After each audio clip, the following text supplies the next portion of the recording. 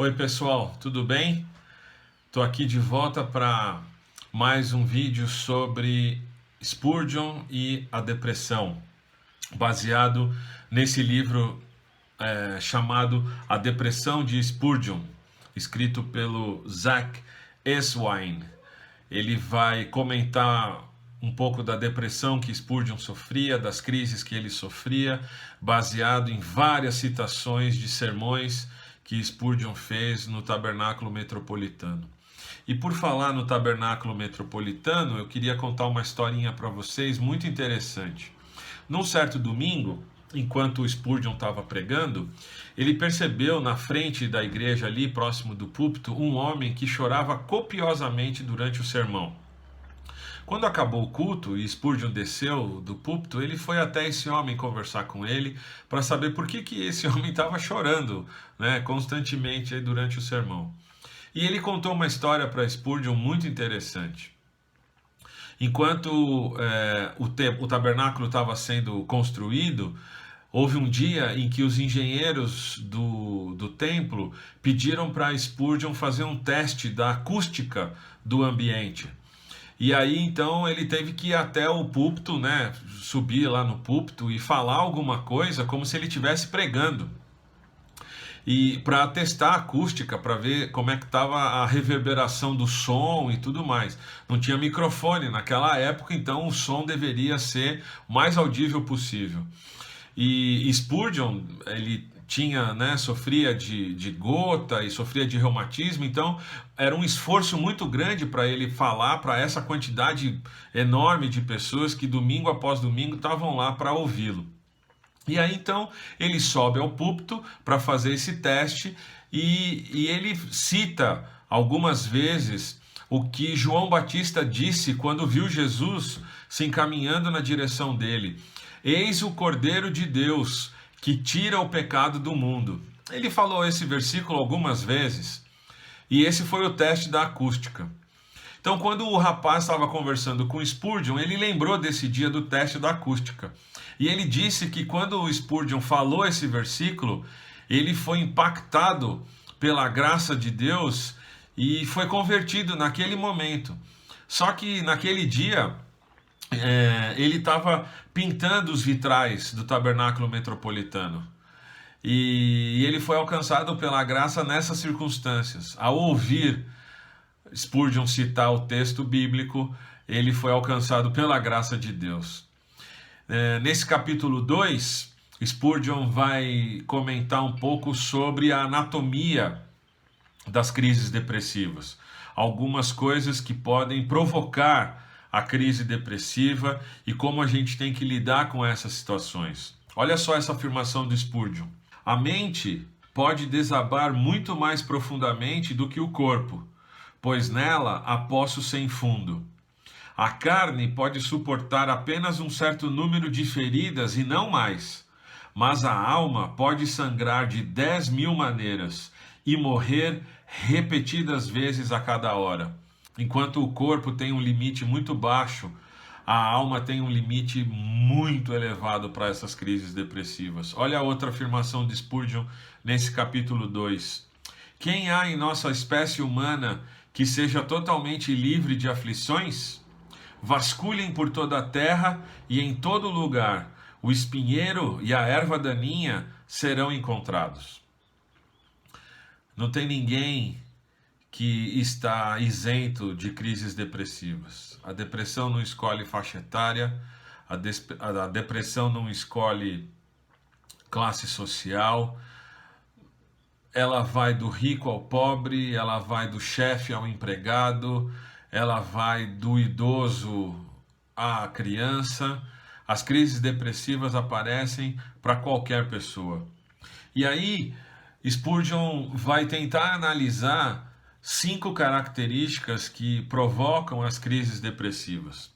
Uma delas, Spurgeon vai chamar de deserção, quando acontece alguma perda, quando a gente perde algum amigo, quando tem a traição de um cônjuge, quando alguém do nosso convívio, do nosso entorno nos abandona e vai embora. Uma outra causa para a depressão é quando acontece algum tipo de perda como a morte de uma pessoa, a morte de um amigo que a gente tem, um parente. Essa perda é um grande motivo, é um grande gatilho para crises depressivas. Uma outra situação, Spurgeon vai chamar de penúria. Muitas pessoas, infelizmente, têm passado isso por esses dias. A perda do emprego, a perda de recursos financeiros, a incapacidade de se sustentar com o mínimo necessário. A gente tem que saber lidar com essas situações também, e esse é também um grande disparador para crises depressivas. Uma outra coisa que Spurgeon comenta é com relação a sonhos, aos nossos desejos, às nossas expectativas quando não são alcançados.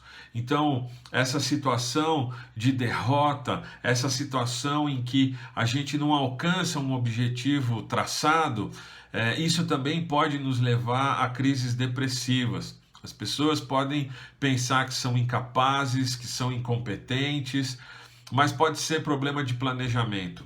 Uma outra coisa que acontece é o sentimento de culpa que muitas pessoas podem ter durante a sua existência. Então, remorsos, pecados contra Deus que não foram confessados ou que não foram abandonados. Isso é muito perigoso para as crises depressivas. Spurgeon vai dizer o seguinte: há certas formas de doença que afetam o cérebro e todo o sistema nervoso, de tal forma que a depressão torna-se um sintoma melancólico da doença. Essa é uma situação muito presente também. A crise depressiva pode ser o sintoma de alguma outra coisa mais profunda e de alguma outra crise que está desencadeando essas depressões na nossa vida. Isso acontece justamente porque a gente não tem poder sobre essas coisas. De forma bastante involuntária, a infelicidade da mente, a depressão do espírito e a aflição do coração virão sobre você. Você pode não ter nenhuma razão real para a tristeza e ainda pode vir a tornar-se um dentre os homens mais infelizes, porque, por ora, seu corpo subjuga sua alma. De novo, a presença de um aspecto físico afetando as emoções que a gente pode ter. Spurgeon sofreu muito com isso, por causa da gota, por causa do reumatismo e depois por causa de crises de doença renal. Isso afetava demais a vida de Spurgeon e acaba afetando a nossa vida também. Para a gente terminar, 3 situações que Spurgeon coloca que são muito importantes. A fé cristã na terra não é nem escapismo e nem paraíso. Ou seja, não é porque temos fé em Cristo Jesus como nosso Senhor e Salvador é que estamos imunes e isentos a crises depressivas. A nossa fé não torna a nossa vizinhança um paraíso. E também não é porque temos fé que temos que viver negando essas crises depressivas como se elas não existissem. Não equiparamos bênçãos espirituais com comodidade circunstancial. Não é porque somos abençoados por Deus, com emprego, com família, com boa moradia, com saúde, com amigos, com qualquer outro tipo de bênção que a gente pode receber, isso não é sinal de que estamos livres de crises depressivas. As bênçãos que recebemos de Deus não são almofadas onde a gente pode se sentar e achar que estamos acima do bem e do mal. Nós, que não sofremos depressão circunstancial, devemos aprender o cuidado pastoral para com aqueles que a sofrem. Então, Spurgeon está falando aqui de pessoas que rotineiramente sofrem de depressão, que essas pessoas possam ajudar outras pessoas que eventualmente estão passando por crises de depressão. Afinal de contas, o sacerdócio é universal no corpo de Cristo. Somos cada um de nós sacerdotes uns dos outros e tomamos conta uns dos outros. Esse é o legado que Cristo nos deixou como parte da sua igreja. Espero que essa pequena reflexão possa te ajudar a entender as crises depressivas pelas quais nós passamos. Spurgeon também passava por isso, e que Deus nos abençoe e tenha misericórdia de nós. Um grande abraço e um grande beijo, e até a próxima vez.